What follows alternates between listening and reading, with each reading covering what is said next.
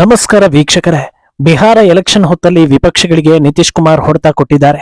ಪದೇ ಪದೇ ತಮ್ಮ ಮೇಲೆ ಎನ್ಡಿಎ ಮಿತ್ರರಿಗೆ ಅನುಮಾನ ಬರುವಂತೆ ಮಾಡ್ತಾ ಇದ್ದ ಲಾಲು ಅಂಡ್ ಫ್ಯಾಮಿಲಿಯನ್ನ ತಣ್ಣಗೆ ಮಾಡಿದ್ದಾರೆ. ಮಾಡಿರೋ ಸ್ಕ್ಯಾಮ್ಗಳನ್ನೆಲ್ಲ ಮರೆತು ಹಾಯಾಗಿ ರಾಜಕೀಯ ಮಾಡ್ಕೊಂಡಿದ್ದವರಿಗೆ ಈಗ ಬುಡಕ್ಕೆ ಬೆಂಕಿ ಬಿದ್ದಂತಾಗಿದೆ. ಎಲೆಕ್ಷನ್ ಹೊತ್ತಲ್ಲೇ ಈ ವಿಚಾರ ಮತ್ತೆ ಮುನ್ನೆಲೆಗೆ ಬರ್ತಾ ಇರೋದು ಪಕ್ಷವನ್ನ ಇನ್ನಷ್ಟು ತಳಮಟ್ಟಕ್ಕೆ ಎಳ್ಕೊಂಡು ಹೋಗೋ ಲಕ್ಷಣಗಳು ಎದ್ದು ಕಾಣಿಸ್ತಾ ಇವೆ. ಇನ್ನೊಂದೆಡೆ ಅದೇ ಬಿಹಾರದಲ್ಲಿ ಜನರ ದಿಕ್ಕು ತಪ್ಪಿಸೋದಕ್ಕೆ ಕಾಂಗ್ರೆಸ್ ಪ್ರಯತ್ನ ಪಡ್ತಾ ಇರೋದು ನೀಟಾಗಿ ಕಾಣಿಸ್ತಾ ಇದೆ. ಆಂಟಿ ಇಂಡಿಯನ್ ಅಂತಲೇ ಕುಖ್ಯಾತಿ ಹೊಂದಿರೋ ಕನ್ನಯ್ಯ ಕುಮಾರ್ ಕ್ಯಾಮೆರಾ ಮುಂದೆಯೇ ಜನರನ್ನ ಹೇಗೆ ದಿಕ್ಕು ತಪ್ಪಿಸ್ತಾರೆ ಅನ್ನೋದು ರಿವೀಲ್ ಆಗಿದೆ. ಮತ್ತೊಂದೆಡೆ ಮೋದಿ ಕೊಟ್ಟ ಕಿಟ್ನಲ್ಲಿ ಜಾಸ್ತಿ ಐಟಂ ಇರ್ಲೇ ಇಲ್ಲ ಅಂತ ಮಹಿಳೆಯೊಬ್ಬಳು ರಂಪ ಮಾಡಿದ್ದಾಳೆ. ಇದೆಲ್ಲವನ್ನ ಒನ್ ಬೈ ಒನ್ ವಿವರಿಸ್ತಾ ಹೋಗ್ತೀವಿ. ಈ ವಿಡಿಯೋವನ್ನ ತಪ್ಪದೆ ಕೊನೆ ತನಕ ನೋಡಿ. ಅದಕ್ಕೂ ಮುನ್ನ ಮೀಡಿಯಾ ಮಾನ್ಸ್ಟರ್ ಚಾನಲ್ ಅನ್ನ ತಪ್ಪದೆ ಸಬ್ಸ್ಕ್ರೈಬ್ ಮಾಡಿ. ಎಸ್, ಬಿಹಾರ ಅಂತ ಬಂದಾಕ್ಷಣ ಇತ್ತೀಚೆಗೆ ಮೊದಲು ನೆನಪಾಗ್ತಾ ಇರೋದು ನಿತೀಶ್ ಕುಮಾರ್. ಕಾರಣ ಏನಂದ್ರೆ, ಒಂದು ಸಲ ಮಿತ್ರಕೂಟವನ್ನೇ ಬದಲಿಸಿ ಆಚೆಗೆ ಕಾಲಿಟ್ಟು ಮತ್ತೆ ಎನ್ಡಿಎಗೆ ವಾಪಸ್ ಆಗಿರೋದು. ಆಗಾಗ ನಿತೀಶ್ ಮತ್ತೆ ಕೈ ಕೊಡ್ತಾರೇನೋ ಅನ್ನೋ ಸುದ್ದಿಗಳು, ಹೇಳಿಕೆಗಳು, ರೂಮರ್ಸ್ ಇದೆಲ್ಲವೂ ನಿತೀಶ್ ಕುಮಾರ್ ಮೇಲೆ ಒಂದು ರೀತಿಯ ಅಭಿಪ್ರಾಯ ಜನರಲ್ಲಿ ಮೂಡುವಂತೆ ಮಾಡ್ತಾ ಇದೆ. ಆದ್ರೆ ವಾಸ್ತವದಲ್ಲಿ ನಿತೀಶ್ ರಾಜಕೀಯ ಮುತ್ಸದ್ದಿ ಅನ್ನೋದರಲ್ಲಿ ಯಾವ ಅನುಮಾನವೂ ಇಲ್ಲ. ಆಡು ಭಾಷೆಯಲ್ಲಿ ಹೇಳಬೇಕು ಅಂದ್ರೆ ನಿತೀಶ್ ಕುಮಾರ್ ರಾಜಕೀಯದಲ್ಲಿ ಹಳೆ ಹುಲಿ. ಬಿಹಾರ ಇತಿಹಾಸದಲ್ಲೇ ಯಾರೊಬ್ಬರು 18 ವರ್ಷಗಳ ಕಾಲ ಸಿಎಂ ಆಗಿರ್ಲಿಲ್ಲ. ಇಷ್ಟು ಅನುಭವ ಇರೋ ನಾಯಕನನ್ನ ಸಿಲ್ಲಿಯಾಗಿ ಬಿಂಬಿಸೋದಕ್ಕೆ ಹೋದ್ರೆ ಸುಮ್ಮಿರ್ತಾರ? ಖಂಡಿತವಾಗ್ಲೂ ಇಲ್ಲ ಅನ್ನೋದನ್ನ ಈಗ ನಿತೀಶ್ ಕುಮಾರ್ ಹೇಳ್ತಾ ಇದ್ದಾರೆ. ಕೇವಲ ಬಾಯಲ್ಲಿ ಹೇಳ್ತಾ ಇಲ್ಲ, ಖಡಕ್ ಆಕ್ಷನ್ ಮೂಲಕ ಪ್ರೂವ್ ಮಾಡ್ತಾ ಇದ್ದಾರೆ. ಲಾಲು ಪ್ರಸಾದ್ ಯಾದವ್ ಸರ್ಕಾರ ಇದ್ದಾಗ ನಡೆದ ಮೇವು ಹಗರಣದ ಬರೋಬ್ಬರಿ 950 ಕೋಟಿ ರೂಪಾಯಿಯನ್ನ ರಿಕವರ್ ಮಾಡಿ ಅಂತ ಬಿಹಾರ ಸರ್ಕಾರ ಕೋರ್ಟ್ಗೆ ಮನವಿ ಮಾಡಿದೆ. ಇದನ್ನ ಲಾಸ್ ರಿಕವರಿ ಅಂತ ಬಿಂಬಿಸಲಾಗಿದ್ದು, ಆದಷ್ಟು ಬೇಗ ಕೋರ್ಟ್ ಈ ಬಗ್ಗೆ ನಿಲುವು ತೆಗೆದುಕೊಳ್ಬೇಕು ಅಂತ ನಿತೀಶ್ ಸರ್ಕಾರ ಮನವಿ ಮಾಡಿದೆ. ಇದೇ ಕೇಸ್ನಲ್ಲಿ ವರ್ಷಗಳ ಕಾಲ ಜೈಲಲ್ಲಿದ್ದು ಬಂದಿರೋ ಲಾಲು ಈಗ ತಾನೇ ಮತ್ತೆ ಪಾಲಿಟಿಕ್ಸ್ ಶುರು ಮಾಡಿ ಅಧಿಕಾರದ ಕನಸು ಕಾಣ್ತಾ ಇದ್ದಾರೆ. ಈ ಹೊತ್ತಲ್ಲಿ ಇಂಥ ಹೊಡೆತ ಕೊಟ್ಟಿರೋದು ರಾಜಕೀಯವಾಗಿ ಬಿಸಿ ಮುಟ್ಟಿಸ್ತಾ ಇದೆ. ಅಂದಹಾಗೆ ನಿತೀಶ್ ಕುಮಾರ್ ಈ ರೀತಿ ಮನವಿ ಮಾಡಿದ ತಕ್ಷಣ ಕೋರ್ಟ್ ಇಮಿಡಿಯೇಟ್ ಆಗಿ ಆಕ್ಷನ್ ತಗೊಂಡು ವಿವಿಧ ಇಲಾಖೆಗಳು ರೈಡ್ ಮಾಡಿ ಇನ್ನೊಂದು ವಾರದ ಒಳಗೆ ಎಲ್ಲಾ ಹಣವನ್ನ ರಿಕವರ್ ಮಾಡ್ತಾರೆ ಅನ್ನೋ ನಿರೀಕ್ಷೆಗಳನ್ನೆಲ್ಲ ಇಟ್ಕೊಳ್ಬೇಡಿ. ಯಾಕಂದ್ರೆ ನಾವಿರೋದು ಭಾರತದಲ್ಲಿ. ಇಲ್ಲಿ 10 ರೂಪಾಯಿ ಕದ್ದವನ ಮೇಲೆ 10 FIR ದಾಖಲಾಗಬಹುದು. ಆದ್ರೆ 1000 ಕೋಟಿ ಲಪಟಾಯಿಸಿದವನು ಸಾಯೋ ತನಕ ಸೇಫ್ ಆಗಿರ್ತಾನೆ ಅನ್ನೋದು ಗೊತ್ತಿರೋದೆ. ಆದ್ರೂ ಕೂಡ ಇದು ರಾಜಕೀಯವಾಗಿ ದೊಡ್ಡ ಹೊಡೆತ ಅನ್ನೋದಕ್ಕೆ ಕಾರಣ ಇದೆ. ಅದೇನಂದ್ರೆ, ಎಲೆಕ್ಷನ್ ಸಮೀಪದಲ್ಲಿ ಹಳೆ ಕೇಸ್ಗಳೆಲ್ಲ ಮತ್ತೆ ಮುನ್ನೆಲೆಗೆ ಬಂದು ಪೇಪರ್, ಟಿವಿಗಳಲ್ಲಿ ಹೆಡ್ಲೈನ್ ಆಗ್ಬಿಟ್ರೆ ಯಾರಿಗ್ ತಾನೇ ರಿಸ್ಕ್ ಆಗಲ್ಲ ಹೇಳಿ? ಈ ಬಗ್ಗೆ ಏನು ಗೊತ್ತಿಲ್ಲದೆ ಇರೋರಿಗೂ ಕೂಡ ಈ ವಿಚಾರ ತಲುಪುತ್ತಲ್ವಾ? ಅದಕ್ಕೆ ಇದನ್ನ ಪ್ರಬಲ ಅಸ್ತ್ರ ಅಂತ ಹೇಳ್ತಾ ಇರೋದು. ಅಂದಹಾಗೆ 950 ಕೋಟಿ ಹಗರಣ ಅಂದ್ರೆ ಒಂದು ಕ್ಷಣ ಮೈ ಬೆವರುತ್ತೆ. ನಿಯತ್ತಾಗಿ ದುಡಿದ್ರು 1 ಕೋಟಿ ಸಂಪಾದಿಸೋದಕ್ಕೆ ಎಷ್ಟೋ ಜನರಿಗೆ ಜೀವನವೇ ಸಾಕಾಗೋದಿಲ್ಲ.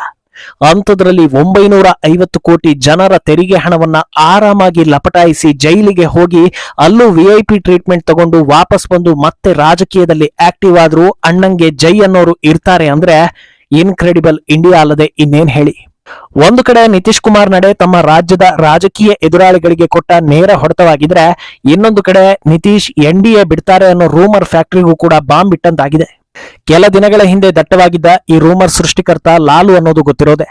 ನಿತೀಶ್ ಬರೋಕೆ ರೆಡಿ ಇದ್ದಾರೆ, ನಾವು ಅವರಿಗೆ PM ಸೀಟ್ ಕೊಡ್ತೀವಿ, ಇದೇ ಫೈನಲ್ ಅಂತ ಸ್ಟೇಟ್ಮೆಂಟ್ ಕೊಟ್ಟು ನ್ಯಾಷನಲ್ ನ್ಯೂಸ್ ಮಾಡಿದ್ರು. ಆ ಆಫರ್ ಸುಳಿಯಲ್ಲಿ ಸಿಲುಕಿದ್ದ ನಿತೀಶ್ಗೆ ತಮ್ಮ ಮೇಲಿದ್ದ ಜಂಪಿಂಗ್ ಸ್ಟಾರ್ ಅನ್ನೋ ಕಿರೀಟವನ್ನ ಕೆಳಗಿಳಿಸೋದೇ ಕಷ್ಟ ಆಗ್ಬಿಟ್ಟಿತ್ತು.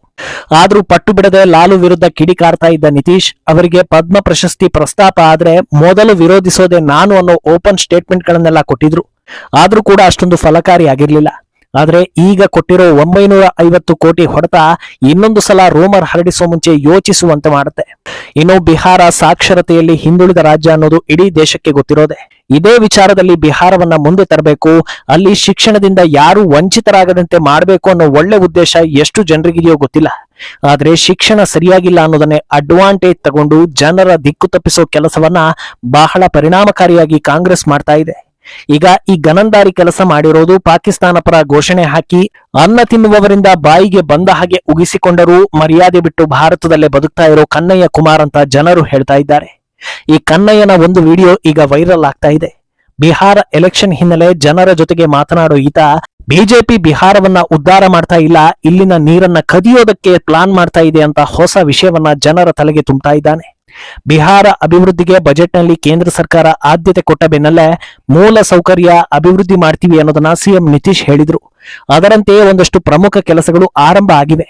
ಬದಲಾವಣೆ ಆಗ್ತಾ ಇರುವುದು ಜನರ ಕಣ್ಣಿಗೆ ಕಾಣಿಸ್ತಾ ಇದೆಯಲ್ಲ, ಆದ್ರಿಂದ ನೇರವಾಗಿ ಅದನ್ನ ಟಾರ್ಗೆಟ್ ಮಾಡೋದಕ್ಕೆ ಆಗಲ್ಲ ಅಂತ ಹೇಳಿ ಹೊಸ ಪ್ಲಾನ್ ಮಾಡಿಕೊಂಡು ಕನ್ನಯ್ಯ ಕುಮಾರ್ ಜನರ ಮುಂದೆ ಬಂದಿದ್ದ. ಇವತ್ತು ಬಿಹಾರದಲ್ಲಿ ದೊಡ್ಡ ದೊಡ್ಡ ಇಂಡಸ್ಟ್ರಿಗಳು ಹಾಗೂ ರಸ್ತೆಗಳನ್ನ ಅಭಿವೃದ್ಧಿ ಪಡಿಸ್ತಾ ಇದ್ದಾರೆ. ಇದಕ್ಕೆ ಕಾರಣ ಏನ್ ಗೊತ್ತಾ? ಉದ್ಯಮಿಗಳು ಬಿಹಾರದ ನೀರಿನ ಮೇಲೆ ಕಣ್ಣಿಟ್ಟಿದ್ದಾರೆ. ಬಿಹಾರದ ನೀರನ್ನ ಕದಿಯೋದೇ ಅವರ ಉದ್ದೇಶ.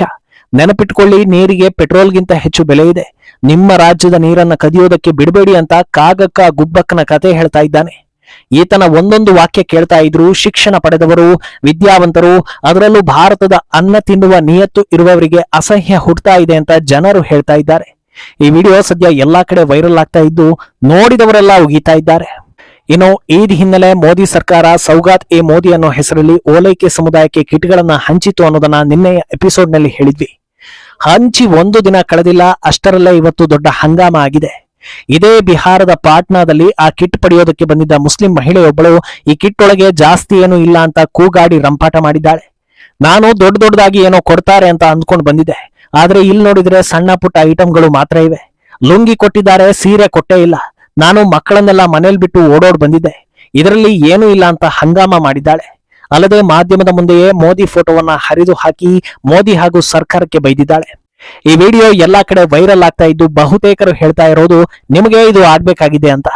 ಮಾನವೀಯತೆ, ಸೌಹಾರ್ದತೆ ದೃಷ್ಟಿಯಿಂದ ಯಾರಿಗೆ ಕೊಡಬೇಕು ಅವರಿಗೆ ಕೊಡಬೇಕು. ವಿಷ ಕಾರ್ತಾರೆ ಅಂತ ಗೊತ್ತಿದ್ದು ಕೊಟ್ಟಿದ್ದು ನಿಮ್ಮ ತಪ್ಪು. ಮೋದಿ ಸರ್ಕಾರ ಈ ವಿಚಾರದಲ್ಲಿ ಸರಿ ಇಲ್ಲ ಅಂತ ಕೆಲವರು ಆಕ್ರೋಶವನ್ನ ಹೊರ ಹಾಕ್ತಾ ಇದ್ದಾರೆ.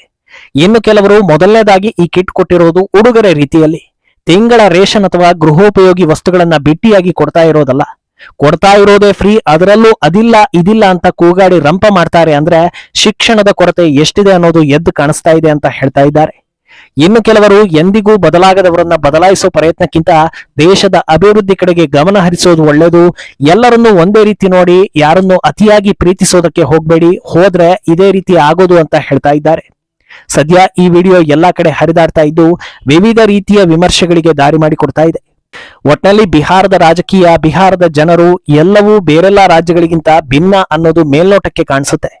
ಹಾಲಿ ಸಿಎಂ ನಿತೀಶ್ ಕುಮಾರ್ ಮೇಲೆ ನಂಬಿಕೆ ಇಟ್ಟಿರೋ ಜನರು ಸತತ 10 ವರ್ಷಗಳಿಂದ ಅವರನ್ನೇ ಸಿಎಂ ಆಗಿ ಒಪ್ಕೊಂಡಿದ್ದಾರೆ. ಈ ಬಾರಿ ಏನಾಗುತ್ತೆ, ಈ ಬಾರಿ ಏನ್ ಮಾಡ್ತಾರೆ ಅನ್ನೋದು ಕುತೂಹಲದ ಸಂಗತಿ. ಈ ಬಗ್ಗೆ ನಿಮ್ಮ ಅಭಿಪ್ರಾಯವನ್ನ ತಪ್ಪದೆ ಕಾಮೆಂಟ್ ಮೂಲಕ ತಿಳಿಸಿ.